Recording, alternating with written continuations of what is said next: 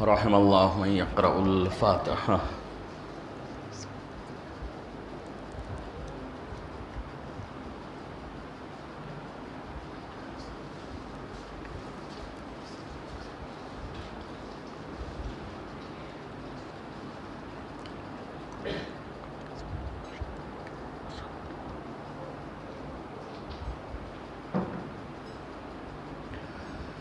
لا حول ولا قوة الا باللہ العلی العظیم۔ اعوذ باللہ من الشیطان اللعین الرجیم۔ بسم اللہ الرحمن الرحیم۔ الحمد للہ رب العالمین، الصلاة والسلام یا صاحب الدعوة النبویہ والصولة الحیدریہ والعصمة الفاطمیہ والحلم الحسنیہ والشجاعة الحسینیہ والعبادة السجادیہ والمعاصر الباقریہ والآثار الجعفریہ والعلوم الکاظمیہ والحجج الرضویہ والجود التقویہ والنقاوة النقویہ والہیبۃ العسکریہ والغیبۃ الالہیہ۔ صلوات۔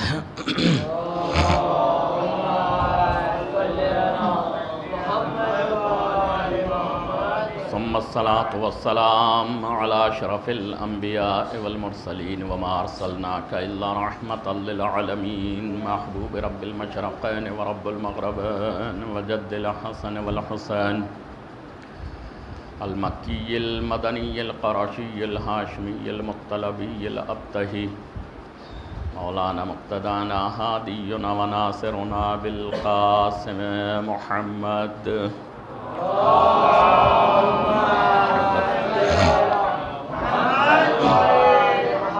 وآلہ الطیبین الطاہرین المعصومین المظلومین المنتجبین المنتخبین من یومنا ھذا الی یوم الدین۔ اما بعد فقد قال اللہ تبارک فی کتابہ المجید وفرقانہ الحمید وہو اصدق الصادقین وقولہ الحق۔ بسم اللہ الرحمن الرحیم۔ ان علینا للہدی وان لنا للآخرۃ والأولی۔ صلوات۔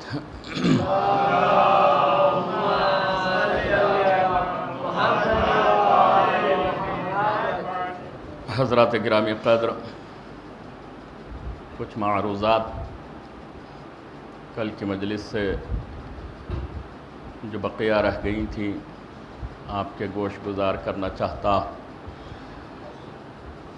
خداوند قدوس مالک کائنات اپنی پاک و پاکیزہ کتاب قرآن مجید میں ارشاد فرماتا ہے،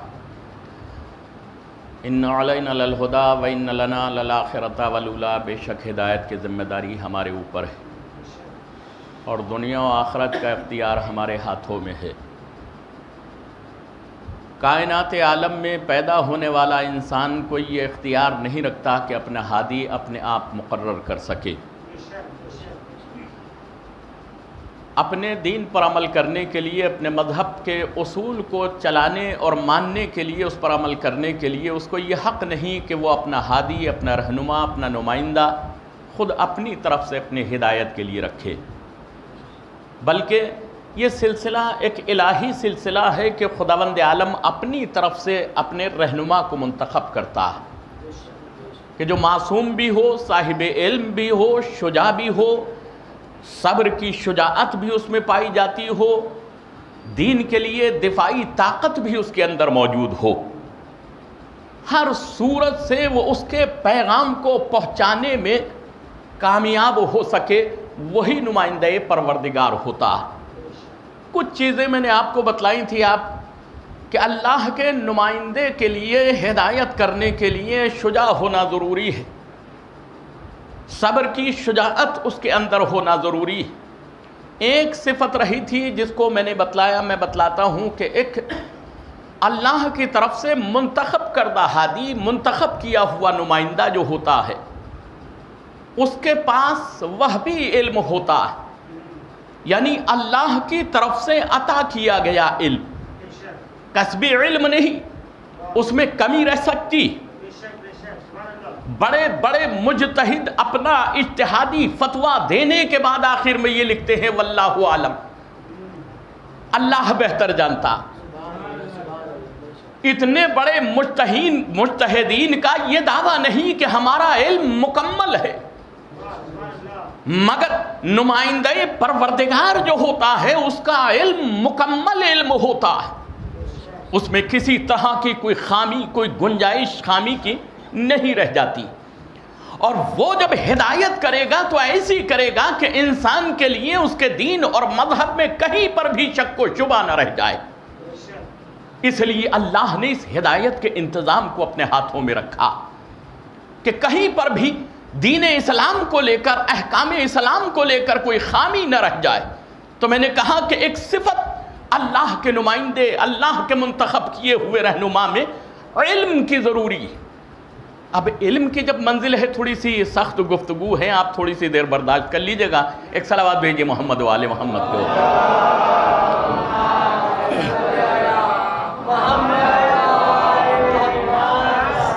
خدا نے اپنی طرف سے نمائندے منتخب کیے، نبوت کی شکل میں، امامت کی شکل میں۔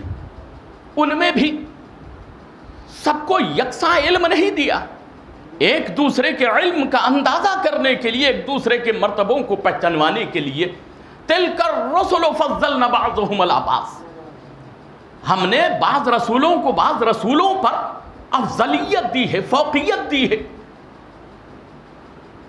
اب جیسے 1,24,000 نبیوں میں سے 313 رسول ہو گئے تو ان کا مرتبہ ان باقی نبیوں سے بہتر ہے۔ ان سے افضل آپ اولو العزم لے لیجئے، ان کا ان رسولوں سے بہتر اور افضل ہے۔ اور ان 5 میں خاتم الانبیاء ہمارے رسول جو سب سے افضل و بہتر ہے، جن کو خاتم الانبیاء، سردار الانبیاء کہہ کر پکارا گیا، خاتم النبیین کہہ کر پکارا گیا۔ تو اگر فضیلت زیادہ ہے تو علم میں شجاعت بھی ہونا چاہیے، شجاعت بھی ہونا چاہیے، علم بھی ان کا زیادہ ہونا چاہیے، صبر بھی ان کا زیادہ ہونا چاہیے۔ تو آپ تاریخ جب اٹھائیں گے تو آپ کو ملے گا فرق۔ جب موسیٰ کو یہ احساس ہوا کہ مجھ سے بڑھ کر کوئی علم نہیں ہے تو حکم ہوا چلے جاؤ خضر کے پاس، تم کو تمہارے علم کا اندازہ ہو جائے گا کہ تم کن حدوں کے مالک ہو۔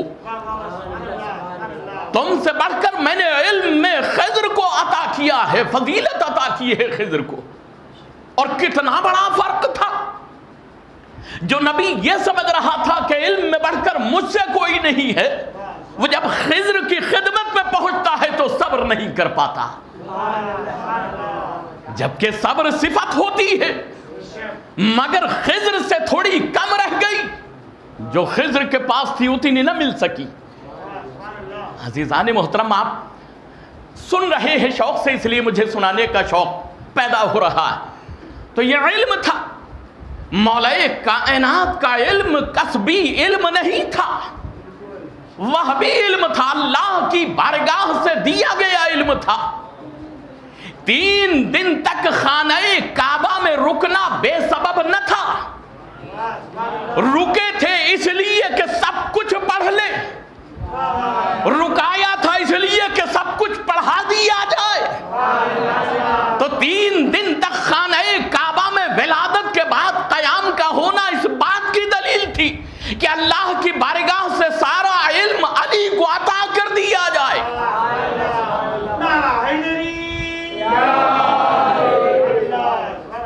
اور عطا ایسا کیا کہ جب علم کی منزلیں آئیں تو علی کہتے ہیں کہ اللہ نے مجھ کو اتنا علم عطا کیا ہے کہ اگر مسند امامت بچھا دی جائے اور مجھ کو اس پر بیٹھا دیا جائے تو توریت والوں کے درمیان توریت سے فیصلہ کروں گا، انجیل والوں کے درمیان انجیل سے فیصلہ کروں گا، زبور والوں کے درمیان زبور سے فیصلہ کروں گا، قرآن والوں کے درمیان قرآن سے فیصلہ کروں گا۔ زبور داؤد کی ہے، انجیل عیسیٰ کی ہے، توریت موسیٰ کی ہے، ساری شریعتوں کا علم رکھنے والا وہ علی ہے کہ جس کو نقطہ تحت الباء کہہ کر پکارا گیا۔ عزیزان محترم، دعویٰ کیا کہ ہر ایک کے درمیان ہر ایک کی کتاب سے فیصلہ کروں گا۔ اور پھر ایک جملہ اتنا بڑا کہ تمہارا طائر فکر میری بلندیوں تک نہیں پہنچ سکتا، جب طائر فکر نہیں پہنچ سکتا تو علم کیسے پہنچ سکتا ہے کسی کا؟ اور جب علم نہیں پہنچ سکتا تو پھر علی کی مسند پہ بیٹھنے کی ہمت کیسے ہو سکتی ہے کسی کی؟ ایک سلامات بھیجے محمد و آل محمد کے اوپر۔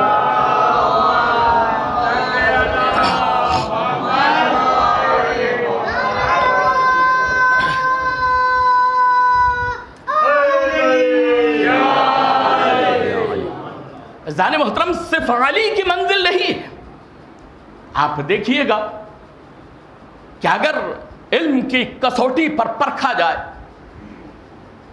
کسی بزرگ کو چھوڑیے، آنے والے فیصلہ لے کر علی کے پاس آتے کہ قصاب نے کسی کو قتل کر دیا، کسی انسان نے کسی کو قتل کر دیا اور وہ قتل کر کے فرار ہونا چاہتا،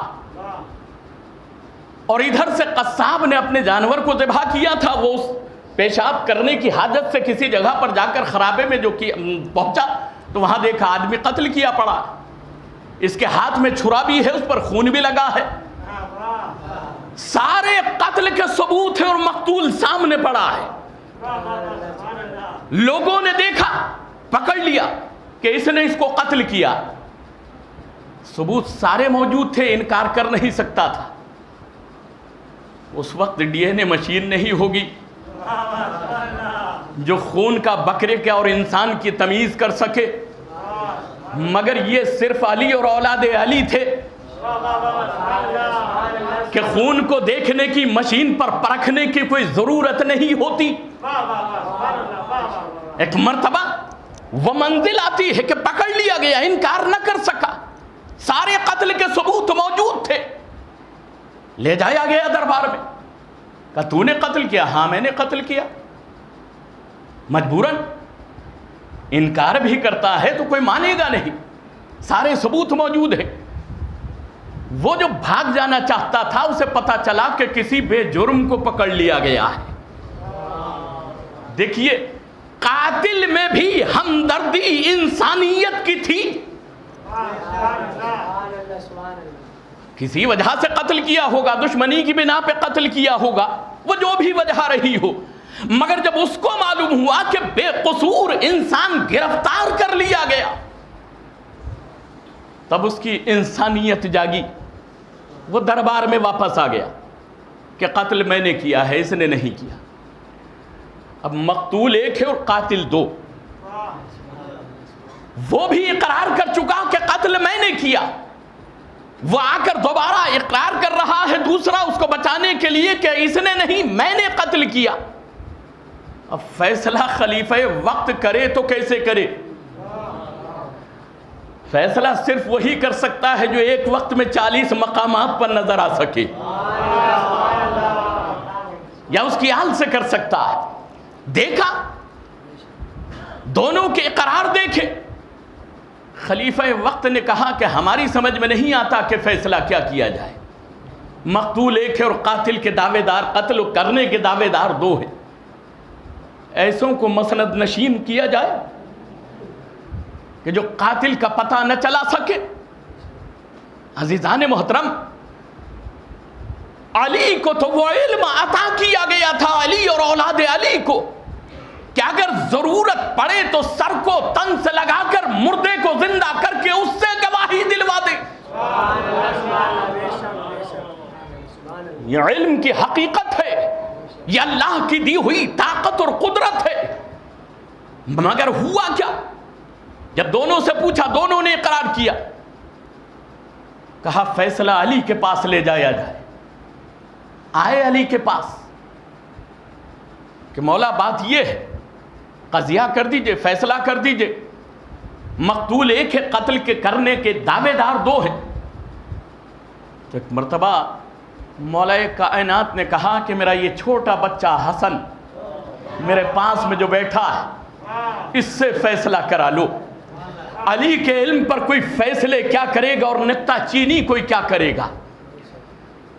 چند برس کی عمر ہے، امام حسن علیہ السلام کی بچپن ہے، اور وہ مجمع جو تھا علی کے بجائے حسن کی طرف مڑ گیا۔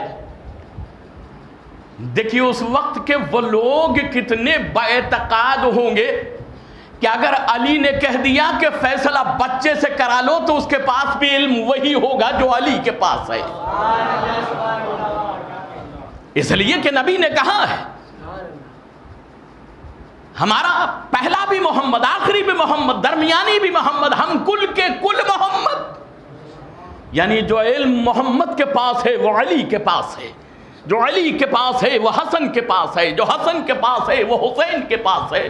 ہر ایک اماموں کا علم ایک سطح پر اللہ نے طاقت اور قدرت علم کی عطا کی۔ یہ موسیٰ اور خضر کی کہانی نہیں ہے، بلکہ 1 سے لے کے 14 تک کی ضمانت پروردگار نے دے دی ہے، اور خداوند عالم کے رسول نے بتلا دیا ہے کہ ان کے علم کو کبھی کسی طرح سے کسوٹی پہ نہ پرکھنا۔ مجمع نے مڑ کر امام حسن کی طرف بتلایا کہ ہمیں علم امام حسن پر بچپن ہونے کی وجہ سے بھی اتنا ہی یقین ہے۔ آج مسلمان کہتے ہیں کہ وہ بچے امام کیسے ہو گئے، بچوں کے پاس اتنا علم کہاں سے ہو گیا؟ عزیزان محترم، مجمع مڑا، امام حسن کہتے کہ بابا ایک تو بے قصور تھا کہ اس نے قتل نہیں کیا، جب اس سے پوچھا گیا تو اس نے بتلایا کہ قتل کے سارے ثبوت موجود تھے، میں انکار کیسے کر سکتا تھا، میں نے اقرار کر لیا، منع کر نہیں سکتا تھا۔ دوسرے سے پوچھا، اس نے کہا مجھے جب معلوم ہوا بے قصور پکڑا گیا تو میں اس کی جان بچانے کے لیے آ گیا کہ یہ بے خطا پھنس رہا ہے۔ تو ایک مرتبہ امام حسن نے کہا بابا دونوں کو چھوڑ دیا جائے، دونوں کو چھوڑ دیا جائے، اسے کہتے ہیں علم امامت۔ اب مجمع میں سے تو کسی کو ہمت نہیں تھی، یقین تھا علم امام حسن پر کہ جو علم باپ کا ہے وہی بیٹے کا ہوگا، مگر خود علی نے سوال کر لیا کہ بیٹا کیا میں پوچھ سکتا ہوں کہ تم نے کس بنیاد پر فیصلہ کیا؟ کہا بابا ایک تو بے قصور تھا اور ایک نے ایک بے قصور کی جان بچائی، اور قول یہ ہے خدا کا کہ جو ایک انسان کو زندہ کرے سمجھو عالم انسانیت کو زندہ کر دیا۔ عزیزان محترم، یہ علم امام حسن علیہ السلام ہے۔ یہاں پر امام مولا کائنات کا علم جتنا ہے ویسا ہی علم امام حسن علیہ السلام ہے۔ تو میں نے عرض کیا تھا کہ یہ صفت علم کی اللہ نے اپنے نمائندوں کو عطا کی۔ اب رسول کی امت کے ماننے والے کیسے ہونے چاہیے، اماموں کے محبت کا دل بھرنے والے، دم بھرنے والے، وہ کیسے علم کے مالک ہونے چاہیے؟ اتنی مجلسیں، اتنا علم ہم سنتے ہیں، یہ ایک ایسی یونیورسٹی ہے جو کائنات میں کہیں نہیں ملتی، جس کو مجلس کہتے ہیں۔ آپ اسکول جائیے، کالج جائیے، یونیورسٹی جائیے کہ کہیں پر سب جگہ کلاس وائز کلاسیں لگتی، عمر کے لحاظ سے بچوں کا انتخاب ہوتا، دوسری کلاس کے بچے دوسری جگہ، تیسری کلاس کے بچے تیسری جگہ، چوتھی کلاس کے بچے چوتھی جگہ، چھوٹی عمر کے بچے علیحدہ، جوان علیحدہ، نوعمر علیحدہ، بوڑھے علیحدہ، مگر ایک ایسا مرکز ہے مجلس امام حسین علیہ السلام کہ جس میں بچوں کے ساتھ بیٹھ کر 90 برس کا بوڑھا بھی کبھی شرمندہ نہیں ہوتا، اور بچوں کے بڑوں کے درمیان میں چھوٹا بچہ بیٹھ کر بھی کبھی فخر نہیں کرتا۔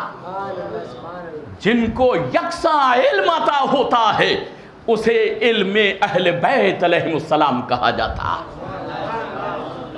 جو جانکاری، جو علم جوانوں کے پاس ہے، بزرگوں کے پاس ہے، وہی علم بچوں کو بھی دیا جا رہا ہے۔ جو بچوں کو دیا جا رہا ہے اس میں بزرگ بھی لیتے ہوئے نہیں شرما رہے۔ یہ حسین کی مجلسوں کا کمال تھا جس کی بنیاد جناب زینب سلام اللہ علیہ نے رکھی تھی۔ عزیزان محترم، اب میں عرض یہ کر رہا تھا کہ امت کو کیسا ہونا چاہیے۔ ساری ہدایت کا مسئلہ جو ہے، نبی آئے 40 برس تک اپنی صفات پیش کرتے رہے، اللہ نے ان صفات کو قرآن کی شکل دے دی. قرآن کو مسلمانوں نے تھام لیا اور مسلمانوں نے تھامنے کے بعد صرف قرآن کو پکڑا مگر سیرت رسول کو چھوڑ دیا. سیرت رسول تو یہ تھی کہ حسنین کو زانو پر بٹھاتے تھے تو ان کی عزت و احترام کر کے دکھلاتے. سیرت رسول تو یہ تھی کہ اپنی بیٹی کی تعظیم کرتے تھے, ان کو دربار میں کھڑا ہونے کا موقع نہ دیا جاتا. عزیزان محترم دیکھیے جناب رسول خدا نے تشویش کی ہے. آپ کہتے ہیں کہ میری امت پر ایک ایسا برا وقت ان قریب آنے والا ہے. ان قریب لفظ بولا, ان قریب میری امت پر ایک بہت برا وقت آنے والا ہے. اور وہ برا وقت وہ ہوگا کہ جس وقت میری امت کے لوگ علماء سے بھاگیں گے, علماء سے دور بھاگیں گے, صاحب علم لوگوں سے دور بھاگیں گے, اور ایسے بھاگیں گے کہ جیسے بھیڑیں بھیڑیے کو دیکھ کر بھاگتی. اب وہ واللہ کیوں بھاگیں گے یہ تو رسول کو پتا ہوگا یا بھاگنے والوں کو پتا ہوگا, ان قریب آنے والی امت کے لوگوں کو پتا ہوگا. رسول نے کہا کہ ان قریب میری امت پر ایسا سخت وقت, مصیبت کا وقت آئے گا کہ میری امت کے لوگ بھاگیں گے علماء سے, دور ہٹیں گے. علم دوست بنیے, عالم دوست بنیے. یہ انسان کی زندگی کا مقصد ہے. اور پھر بتلاتے کہ ان کے اس سبب سے خداوند عالم ان کو 3 مصیبتوں میں, 3 امتحان میں مبتلا کر دے گا, 3 طرح کا عذاب میں مبتلا کرے گا. پہلا عذاب یہ ہوگا, ایک صلوات بھیجئے محمد و آل محمد کو.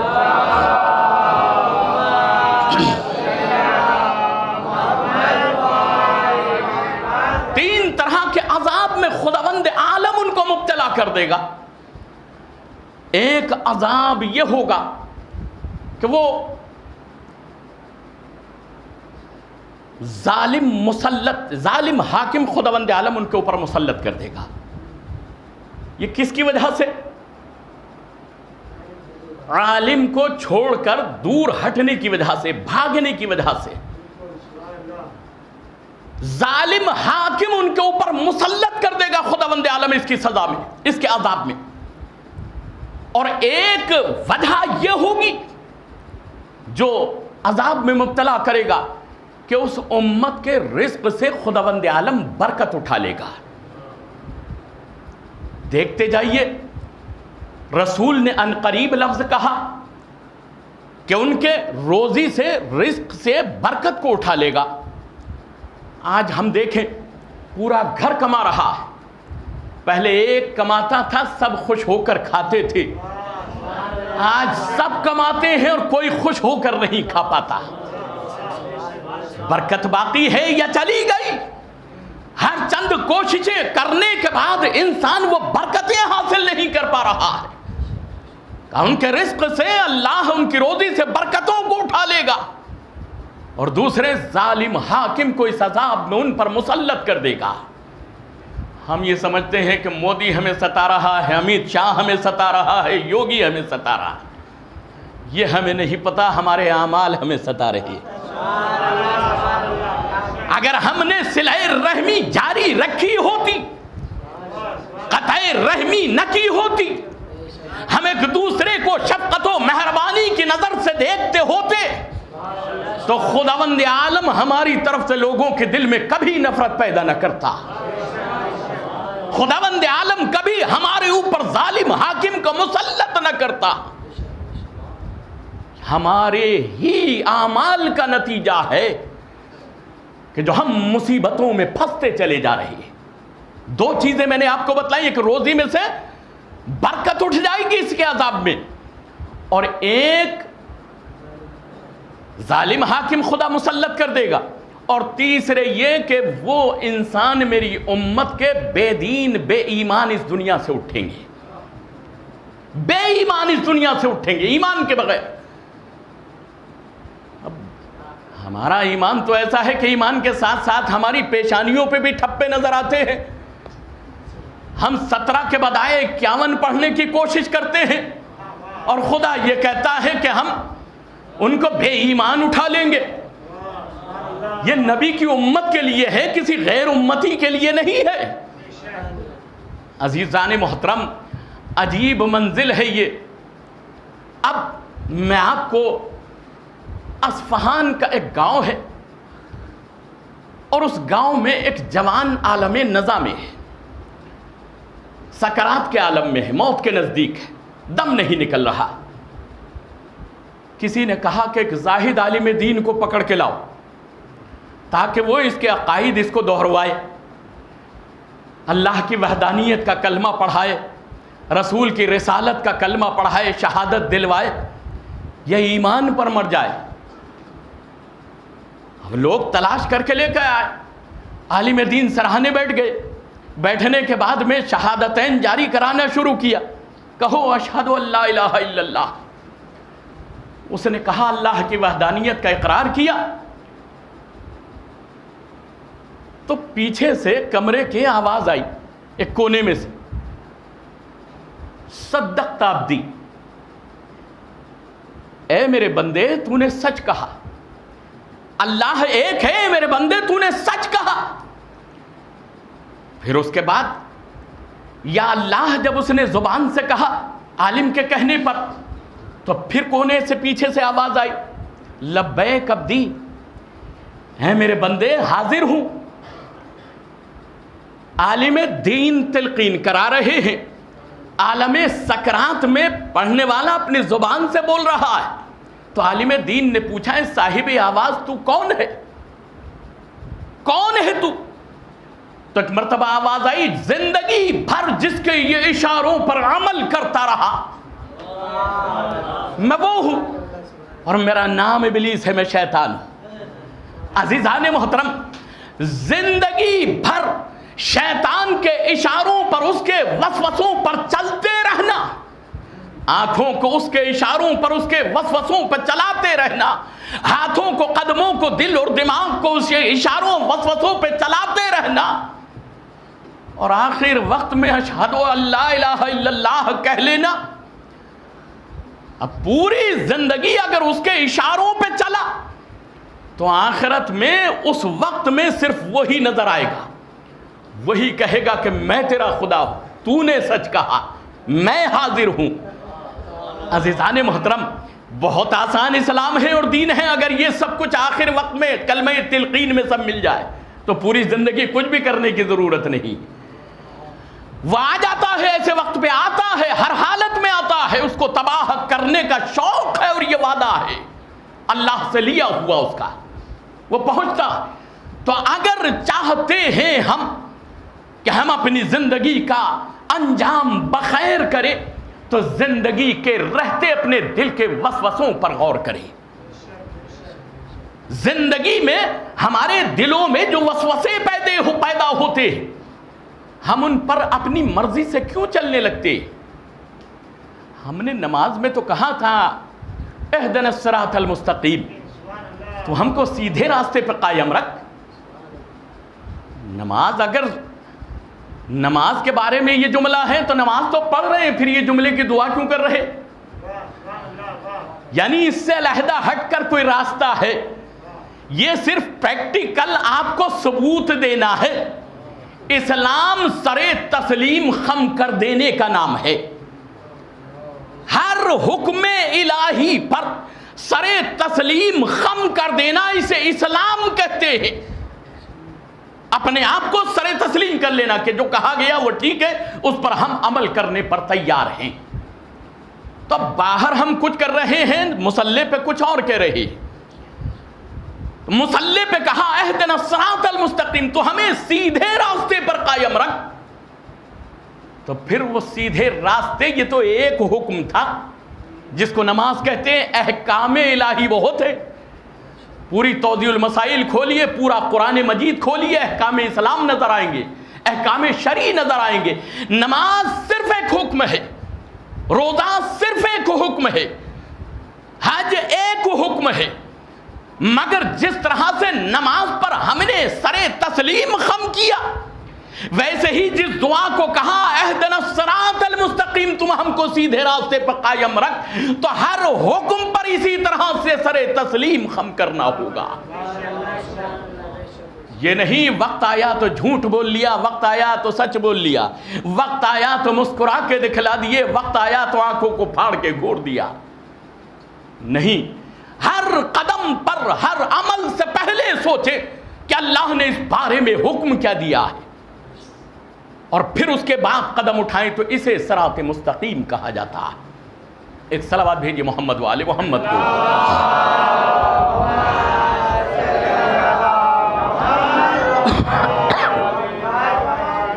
تو ائمہ معصومین علیہم السلام نے انسان کو انسان کی زندگی جینے کا جو اللہ کی طرف سے نمائندے ہدایت کے لیے آئے تھے، درس دیا، سبق دیا، اور ان کی پوری زندگی اسی لیے دی گئی تھی کہ صرف نماز کو نہ دیکھنا، بلکہ اتباع رسول کا حکم تھا کہ تم رسول کی پیروی کرنا۔ تو نماز میں پیروی کر لی جیسے وہ ادا کرتے تھے، صلو کما رأیتمونی اصلی، تم اس طرح سے نماز پڑھو جیسے مجھے تم نماز پڑھتا دیکھو۔ تو جیسے وہ نماز پڑھتے تھے ویسے ہی ہم نے نماز پڑھ لی، یہ ایک حکم ادا کر لیا، مگر باقی رسول کیسے کرتے تھے اس کے اوپر پیروی کرنا یہ ہمارا فرض ہے۔ اسے دین کہتے ہیں، اسے ہدایت کہتے ہیں۔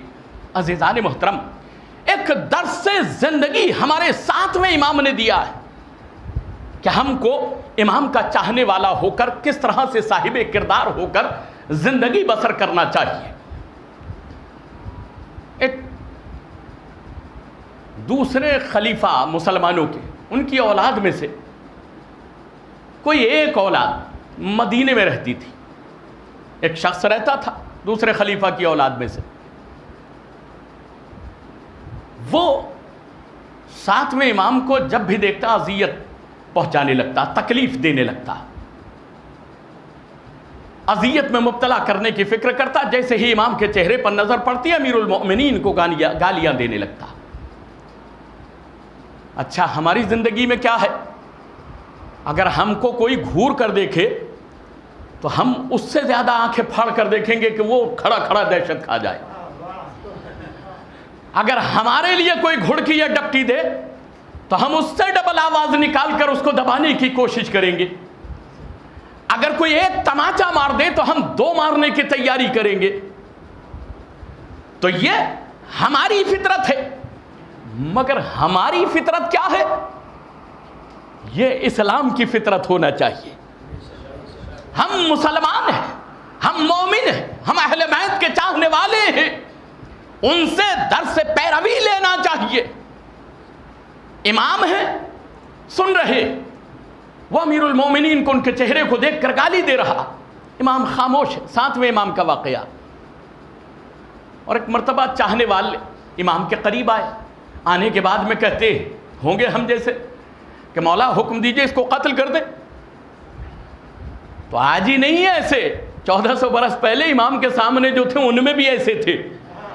تعجب کی بات نہیں ہے کہ مولا یہ آپ کو اذیت دیتا ہے، یا آپ کو تکلیف پہنچاتا ہے، یا آپ کو دیکھتا ہے امیر المومنین کو گالیاں دیتا ہے، آپ حکم کیجئے ہم اس کو قتل کر دیں۔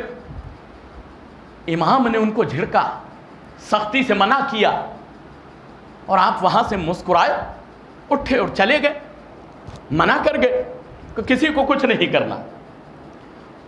پھر اس کے بعد میں کہا کہ وہ اس وقت کہاں ملے گا؟ تھوڑی دیر کے بعد جب پوچھا، کہا وہ زراعت پہ کھیتی میں کھیتی کر رہا ہے، فلاں کھیت میں۔ امام گھوڑے پر سوار ہوئے، سوار ہونے کے بعد وہاں پہنچے، وہ اپنا کھیتی میں کام کر رہا تھا، اس کی فصل بوئی ہوئی تھی، اس میں امام نے گھوڑے کو داخل کر دیا، اور اس کے کھیتی میں ایسے ہی گھوڑے کو لے کر دوڑنے لگے۔ اس نے دیکھا ایک تو کریلا اور اوپر سے نیم چڑھا کریلا۔ جب کھیتی میں گھوڑے کو داخل کیا تو وہ اور دشمن کی دشمنی بھڑکی۔ کہا آپ یہاں کہاں چلے آ رہے ہیں؟ میری کھیتی برباد ہو رہی، یہ آنے کا راستہ نہیں ہے، اس راستے سے آئیے۔ مگر مولا نے راستہ نہیں بدلا، اس کے کھیت ہی میں کو گھوڑا لے کر چلے، فصل برباد ہوتی ہے تو ہو جائے. مولا اس کے قریب پہنچے, جا کر بیٹھ گئے اس کے قریب. اس سے پوچھا کہ اس کھیتی پر تیرا کتنا خرچ آیا؟ اس نے کہا 100 اشرفیوں کا خرچ آیا.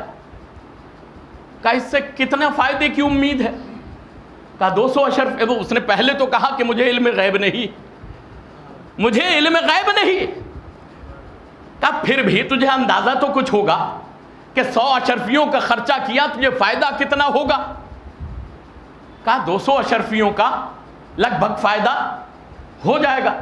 ہمارے جیسے ہوتے فوراً گن کے بتا دیتے. کہا 200 اشرفیوں کا. کہا اچھا. جیب سے زر کی تھیلی نکالی, کہا اس میں 300 اشرفیہ ہے, لے یہ اشرفیاں 300 تیری, جو خرچہ لگایا وہ, فائدہ کا لگایا وہ, اور یہ کھیتی بھی میں نے تجھے دی. خدا تجھے برکت دے گا. جب اتنا رحم و کرم اس کی طرف سے دیکھا کہ جس کو ہمیشہ برا بھلا کہتا آیا, تکلیفیں پہنچاتا چلا آیا, ایک مرتبہ اٹھا, ضمیر جاگا, پیشانی کا بوسہ دیا, اور پیشانی کا بوسہ دینے کے بعد خاموش ہو کر بیٹھ گیا. مولا مسکراتے ہوئے چلے گئے. مسجد میں ایک دن بیٹھے تھے, وہ بھی دوسری طرف بیٹھا تھا. اس کے چاہنے والے اس کے پاس بیٹھے تھے, مولا کے چاہنے والے مولا کے پاس بیٹھے تھے.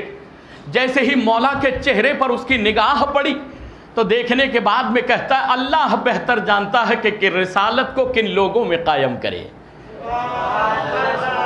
اللہ ہی بہتر جانتا ہے کہ رسالت کو وہ کن لوگوں میں پہنچا رہا ہے. جب اس کی زبان سے اس کے ساتھیوں نے یہ جملہ سنا, کہا تو تو دشمن تھا, تو تو گالیاں دیتا تھا, تو تو برا بھلا کہتا تھا, تو تو اذیت پہنچاتا تھا, آج یہ جملے کیوں کہہ رہا ہے؟ آج ایسے جملے کیوں ادا ہو رہے ہیں؟ آپس میں جھگڑنے لگے. جیسے ہی جھگڑے, ادھر مولا سے مولا کے چاہنے والے مخاطب ہو گئے. مولا نے کہا کہ دیکھو تم نے جو مشورہ دیا تھا وہ بہتر تھا, یا میں نے جو سلوک کیا وہ بہتر ہے؟ اسے کہتے ہیں تبلیغ, اسے کہتے ہیں ہدایت. دیکھیے نفرت کے بدلے نفرت مل سکتی ہے, دوستی قائم نہیں ہو سکتی. محبت کی بینگ بیل آگے نہیں بڑھ سکتی.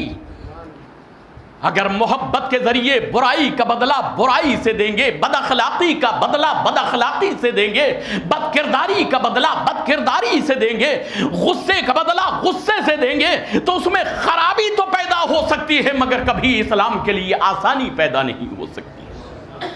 امام نے انسان کو درس زندگی دیا کہ دیکھو اگر اچھے اخلاق کے ساتھ میں تم لوگوں کے ساتھ پیش آؤ گے تو وہ انسان تمہارے اخلاق کو اپنائے گا, تمہارے دین کو اپنائے گا, تمہاری تبلیغ کو اپنائے گا, تمہارے اماموں کو اپنائے گا. مگر اگر برائی کا بدلہ برائی سے دیتے چلے جاؤ گے, اس میں نفرتیں پھیلتی چلی جائیں گی. ایک صلوات بھیجی محمد و آل محمد کے اوپر.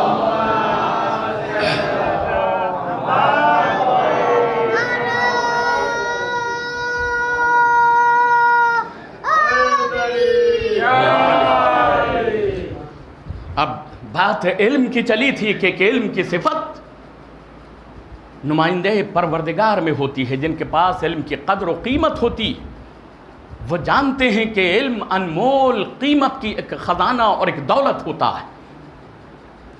آپ کو ایک چھوٹا سا واقعہ سنا دوں.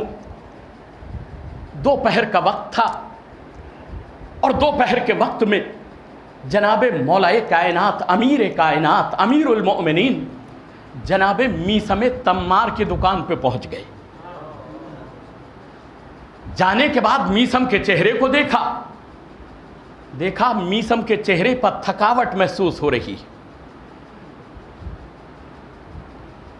مولا کہتے کہ میثم تم گھر جاؤ, کھانا کھاؤ اور آرام کرو, تمہاری دکان پر بیٹھ کر تمہاری جگہ خرمے میں بیچوں گا. کتنا قسمت کا دھنی تھا میثم کہ امیر کائنات میثم کی دکان پر بیٹھ کر میثم کے خرمے بیچے. آج مولوی اگر دکان کھول کر بیٹھ جائے تو لوگ اس کے پیچھے نماز نہیں پڑھتے. بزنس کو اتنی بری چیز سمجھ لیا ہے. کوئی میثم تمار سے پوچھے, کوئی میثم تمار کے آقا امیر المومنین سے پوچھے. دیکھیے فائدے کے 10 حصے بتلائے گئے, اس میں ایک حصہ نوکریات میں ہے اور 9 حصے جو ہیں فائدہ وہ بزنس میں ہے, تجارت میں ہے, تجارت میں ہے. جناب میثم, اب بزنس کے مسائل اصل میں کیا ہے, ہمارا تصور تجارت کو لے کر بہت خراب ہو گیا ہے اور دستور بھی خراب ہو گئے. لوگ اس لیے اس کو صحیح نہیں سمجھتے. اگر وہی چیز مولوی کر لے تو اس کے پیچھے نماز پڑھنا چھوڑ دیتی. کیوں؟ کیا رسول السلام کے تجارت کے قافلے نہیں جاتے تھے؟ کیا رسول السلام خدیجہ کے قافلے کو تجارت کے لے کر نہیں جاتے تھے؟ کیا ابو طالب نے مل کر کمپنی بنا کر بزنس کرنا نہیں سکھایا تھا؟ سکھایا تھا. تو سب اتنی بڑی بزنس مین جناب خدیجہ الکبریٰ کہ جن کے 90,000 اونٹ ہر وقت نقل و حرکت میں رہتے تھے, اور ان کا سارا خزانہ جتنا بھی ملا جب اسلام کو ضرورت پڑی تو سارا اسلام کے لیے خرچ کر دیا. اب بتلائیے کہ دولت بہتر تھی یا جس دین کے لیے دولت خرچ دی وہ دین بہتر تھا؟ ہم اپنے پیسے کو بہتر اور اعلیٰ سمجھتے ہیں, اپنے دین کو پیچھے چھوڑ دیتے ہیں, اسی لیے ہم پیچھے ہٹتے چلے جا رہے ہیں. اگر ہم نے اپنے دین کو اوپر رکھا ہوتا تو ہم آج اعلیٰ مرتبوں پر ہوتے. جناب خدیجہ سے پوچھئے, رسول السلام سے پوچھئے, امیر کائنات سے پوچھئے, تب تک سوتے نہیں تھے جب تک بیت المال میں رات کو جھاڑو نہ لگوا دیتے تھے کہ حقدار کا حق اس تک پہنچ جائے, تب مجھے سکون کے ساتھ نیند آئے گی. عزیزان محترم, پہنچے توضیح المسائل میں تجارت کے سارے مسائل لکھے ہوئے, معاملات کے لکھے ہوئے, لینے کے دینے کے.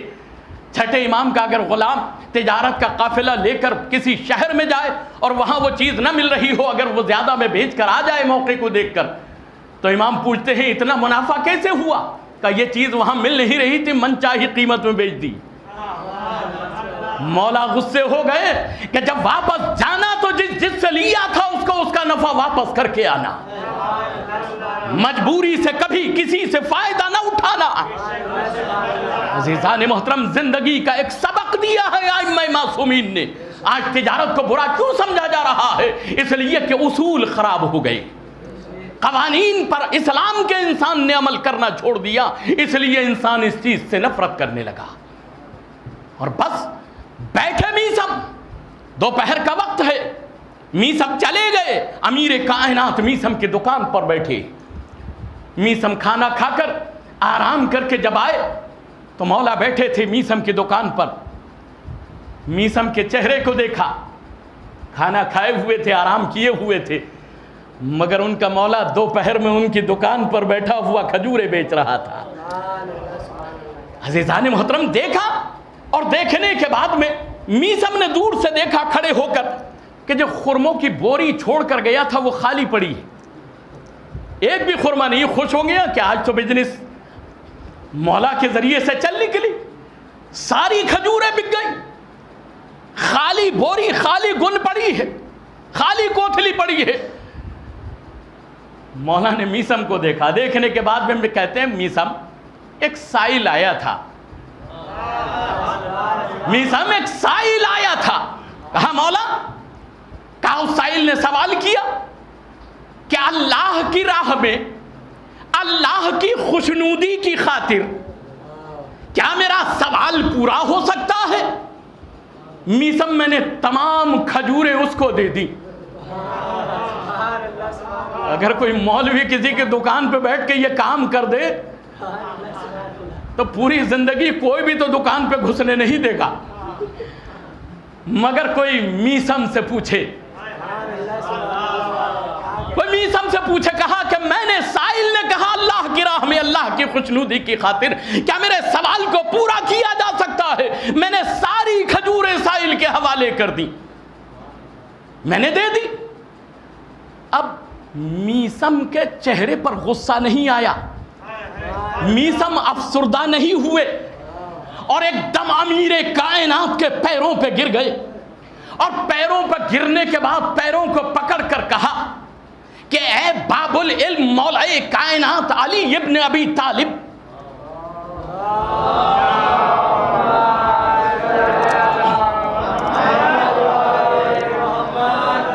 کیا مجھ سائل کو آپ کے علم میں سے تھوڑا سا علم مل سکتا ہے؟ دیکھیے تڑپ گئے، نہ چہرے پر غصہ ہے، نہ شکنے پڑی، نہ پشمردگی ہے، کچھ نہیں، پیروں کو پکڑ لیا کہ اے باب العلم، اے امیر کائنات، کیا مجھ سائل کا سوال پورا ہو سکتا ہے کہ کیا اللہ کی راہ میں اللہ کی خوشنودی کی خاطر میرا سوال پورا ہو سکتا ہے کہ کچھ علم عطا ہو جائے؟ دیکھیے جملہ میں نے دیا ہے آپ کو، اللہ کی راہ میں اللہ کی خوشنودی کی خاطر کیا میرا سوال پورا ہو سکتا ہے؟ میثم کے مانگنے کا ہرگز مطلب یہ نہ تھا کہ علم لے کر دوسروں پر میں حکومت کروں، اپنے علم کی افضلیت کو جتاؤں۔ عزیزان محترم، یہ حدیثوں میں لکھا ہے، اگر کوئی انسان علم اس غرض سے حاصل کرے کہ وہ کسی کا امتحان لے گا اس کے ذریعے سے، تو ایسا انسان جہنمی ہے، ایسا انسان جہنمی ہے۔ میثم نے کیا کہا کہ اللہ کی راہ میں اللہ کی خوشنودی کی خاطر تو علم حاصل کرو، مگر اللہ کے لیے علم حاصل کرو، اللہ کی خوشنودی کے لیے۔ ادھر اس سائل نے کیا سوال کیا تھا علی سے؟ اللہ کے لیے، اللہ کی خوشنودی کی خاطر، یعنی ہر عمل میں اللہ کے لیے اور اللہ کی خوشنودی کی خاطر، قربتاً الی اللہ، جیسے ہم وضو میں کہتے ہیں، جیسے ہم روزے میں کہتے ہیں، جیسے ہم نماز میں کہتے ہیں، ویسے ہی ہر عمل سلوک میں جب ہو تو قربتاً الی اللہ، اللہ کے لیے، اللہ کی خوشنودی کے لیے ہو۔ میثم نے کہا تو ایک مرتبہ مولا کائنات نے اٹھا کر میثم کو سینے سے لگا لیا، اور سینے سے لگانے کے بعد ایک مرتبہ آپ نے موت اور بلا کا علم عطا کیا، علم البلایا والمنایا، موت اور بلا کا۔ اس میں آپ کسی بھی شخص کے زندگی سے پہلے کی کچھ باتیں، مرنے کے بعد کی کچھ باتیں جان سکتے ہیں اس علم کے ذریعے سے، مرنے والے کی اس علم کے ذریعے سے آپ جان سکتے۔ تو وہ علم عطا کیا، اور وہ علم جب تعلیم فرما چکے تو پھر بتلایا کہ اے میثم، تمہاری موت کے بارے میں بھی علم حاصل کر لو۔ کہا کیا ہے مولا؟ کہا تم کو ہماری ولایت اور محبت میں سولی پر چڑھا دیا جائے گا۔ دیکھیے یہ علی کا علم ہے جو اللہ کی طرف سے عطا ہوا تھا کہ تم کو ہماری ولایت، ہماری محبت کے جرم میں، سزا میں سولی پر چڑھا دیا جائے گا، ہماری فضائل ادا کرنے کی وجہ سے تمہاری زبان کو قلم کر دیا جائے گا، کاٹ دیا جائے گا۔ میثم نے جب یہ جملہ سنا تو سننے کے بعد اب گھبراہٹ نہیں ہوئی، بلکہ جس درخت کی نشانی بتلائی تھی اس درخت کو پانی پلانا شروع کر دیا۔ اللہ کی خوشنودی کی خاطر اگر سر جا رہا ہو تو کوئی میثم سے پوچھے، میثم کے مولا علی سے پوچھے، حسین سے پوچھے، حسن سے پوچھے، یہ کیوں سر دیتے تھے، کیوں شہادتیں پیش کرتے تھے؟ اللہ کے لیے، اللہ کی خوشنودی کے لیے۔ میثم نے اس درخت کو پانی پلانا شروع کیا۔ عزیزان محترم، ایک دن اتفاق سے حبیب ابن مظاہر اور جناب میثم کی ملاقات کوفے کے بازار میں ہو گئی۔ جیسے ہی ملاقات ہوئی، حبیب نے جناب میثم کو یہ کہہ کر صاحب علم ہونے کی وجہ سے ایسے کر کے سلام کیا، سلام ہو اس پر کہ جس کو علی کی محبت میں سولی پر چڑھایا جائے گا، سلام ہو اس پر جس کی زبان کو فضائل علی ادا کرنے کے جرم میں قلم کر دیا جائے گا۔ جب حبیب نے ان جملوں میں سلام کیا تو ایک مرتبہ میثم نے کچھ اس طرح سے جواب دیا، سلام ہو اس پر کہ جس پر باب العلم علی کے بیٹے حسین کے ساتھ جس کو شہید کر دیا جائے گا، پیاس کی حالت میں جس کو حسین کے ساتھ شہید کر دیا جائے گا۔ جب حبیب نے یہ سنا تو حبیب تڑپ گئے، تڑپ کے پوچھا کہ میثم تم کو یہ علم کہاں سے ملا؟ تم کو یہ علم کہاں سے ملا؟ میثم نے کہا باب العلم مولا کائنات علی بن ابی طالب کے بارگاہ سے ملا۔ حبیب نے پوچھا کہ میثم نے پوچھا حبیب تم کو یہ علم کہاں سے ملا جو تم نے ایسے سلام کا جواب دیا؟ تو ایک مرتبہ حبیب کہتے ہیں مجھ کو باب العلم کے بیٹے علی بن ابی طالب کے بیٹے حسین کی بارگاہ سے ملا۔ ایک طرف علی کا علم جو میثم کو عطا کر رہے تھے، ایک طرف علی کے بیٹے حسین کا علم جو حبیب کو عطا کر رہے تھے۔ چھوٹا ہو یا بڑا ہو علم کی سرحدوں میں ایک ملے گا۔ عزیزان محترم، منزل پوری ہوئی، کیا وجہ تھی کہ ہنستے چہرے سب کچھ قربان کر دیا جاتا تھا؟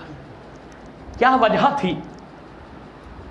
شب ہجرت علی علیہ السلام 40 تلواریں دشمنوں کی کھلی مگر سو گئے مرضی الہی کے لیے، اللہ کی خوشنودی کے لیے۔ کیا وجہ تھی؟ حالت رکوع میں ہیں اور انگوٹھی دینی پڑ گئی اللہ کی خوشنودی کے لیے۔ کیا وجہ تھی کہ 3 دن کے فاقے مسلسل ہو رہے ہیں پھر بھی روٹیاں دی جا رہی ہیں اللہ کی راہ میں، اللہ کی خوشنودی کے لیے۔ کیوں؟ وَيُطْعِمُونَ الطَّعَامَ عَلَىٰ حُبِّهِ مِسْكِينًا وَيَتِيمًا وَأَسِيرًا، اور ہم کھلاتے ہیں مسکین و یتیم و اسیر کو ان کی محبت میں نہیں، عَلَىٰ حُبِّهِ، اس کی محبت میں کھلاتے ہیں ہم مسکین و یتیم و اسیر کو۔ عزیزان محترم، تو ان کا عمل اللہ کے لیے ہوتا تھا۔ تو جب ان کے ماننے والے میثم جیسے نظر آنے لگے تو اگر کوتھلی خالی ہو جائے تو میثم کو غصہ نہیں آتا، اس لیے کہ اللہ کی راہ میں اللہ کی خوشنودی کے خاطر دیا ہے۔ تو میثم اس کے بدلے میں علم لے لیتے ہیں۔ ایک صلوات بھیجے محمد و آل محمد کے اوپر۔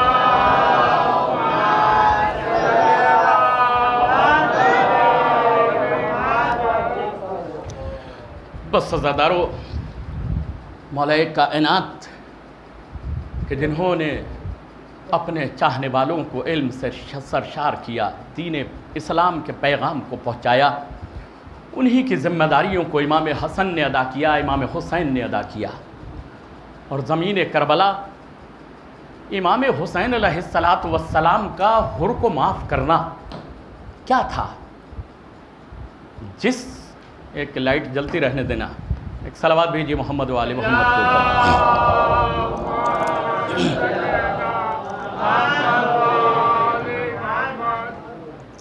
جناب امام حسین کا 6 مہینے کا بچہ، تاریخیں لکھتی ہیں کہ موت کے دہانے پر پیاس کی وجہ سے پہنچا۔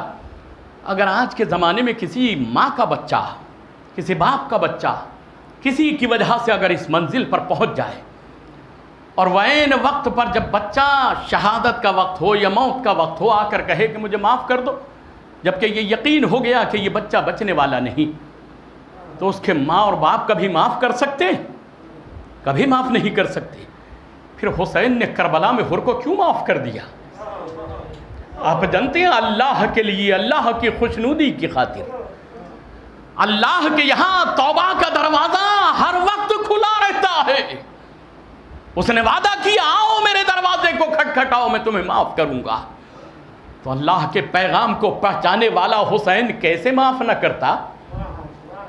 بیٹا جا رہا ہے تو جا رہا ہے، مگر اللہ کی مرضی، اللہ کی خوشنودی، اللہ کے احکام کا پہنچانا، ایسی ایسی منزلوں پر اسلام پہنچایا گیا ہے۔ اسلام کے اوپر ایسے سخت وقت میں عمل کر کے دکھایا گیا جو امام حسین علیہ السلام نے کربلا میں ادا کیا۔ ہدایت ایسے ہی نہیں ہوتی ہے، سب کچھ قربان کر دینا پڑتا ہے، تب اسلام پروان چڑھتا ہے۔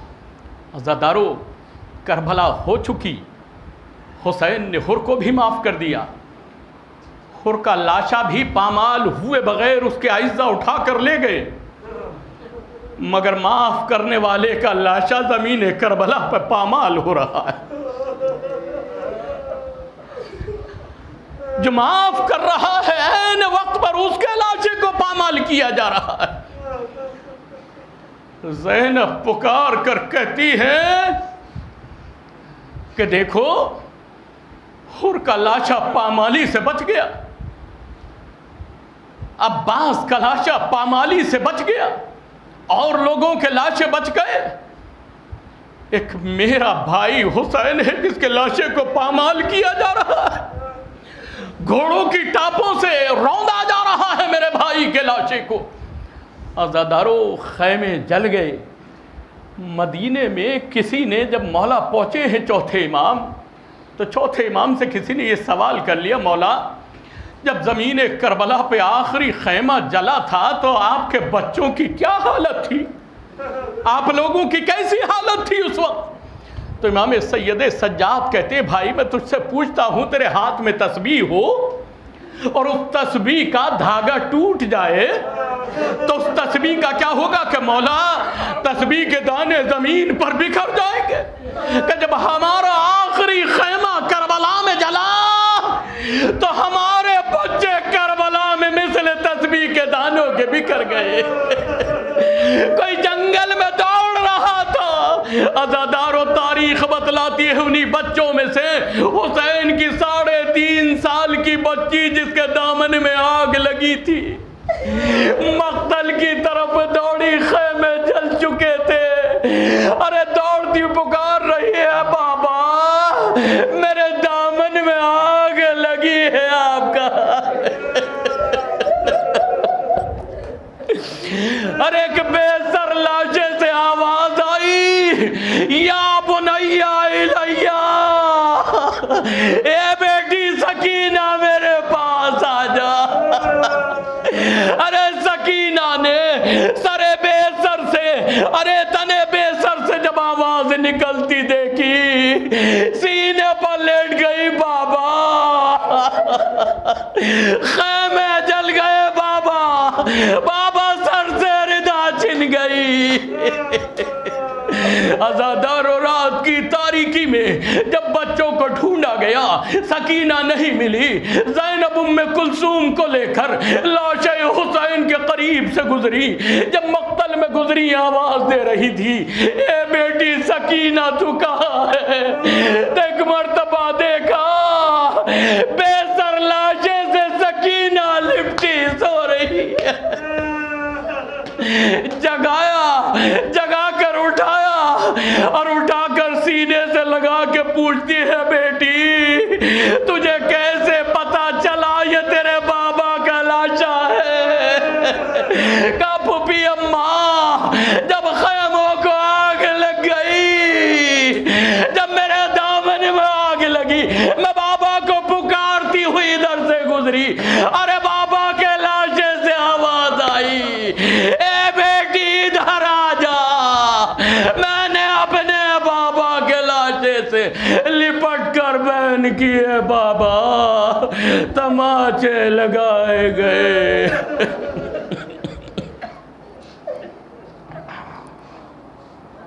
لعنت اللہ علی اقوام الظالمین وسیالم الذین ظلموا ای منقلب ینقلبون۔ بار الحج محمد و آل محمد کا واسطہ جوانین مومنات بیمار ان کو شفاء کلی صحت کاملہ عطا فرما، جو مومنین مقروض ہیں ان کے قرض میں ادائیگی فرما، جو مومنین پریشان حال ہیں ان کی پریشانی کو دور فرما۔ بار الحج محمد و آل محمد کا واسطہ ہمارے گناہ کبیرہ و صغیرہ کو معاف فرما، ہم سے مدنیت سہون غلطی ہو ان کو معاف فرما۔ پروردگارہ اس فرش مجلس کے اوپر جتنے بھی مومنین مومنات بیٹھے ان کی تمام کی جائز دلی مرادوں کو پورا فرما، ان کی ہر بلا مصیبت درد و تکلیف و بیماری کو دور فرما۔ پروردگارہ محمد و آل محمد کا واسطہ ہمارے مرحومین جو دنیا سے اٹھ گئے ان کی مغفرت فرما، ان کے گناہ کبیرہ و صغیرہ کو معاف فرما، ان کو جنت میں عالی درجات عنایت فرما، ہمارے اس پرسے کی مجلس کو قبول فرما، امام کے ظہور میں تعجیل فرما، ان کے ناصروں میں ہمیں شمار فرما۔ ماتم حسین۔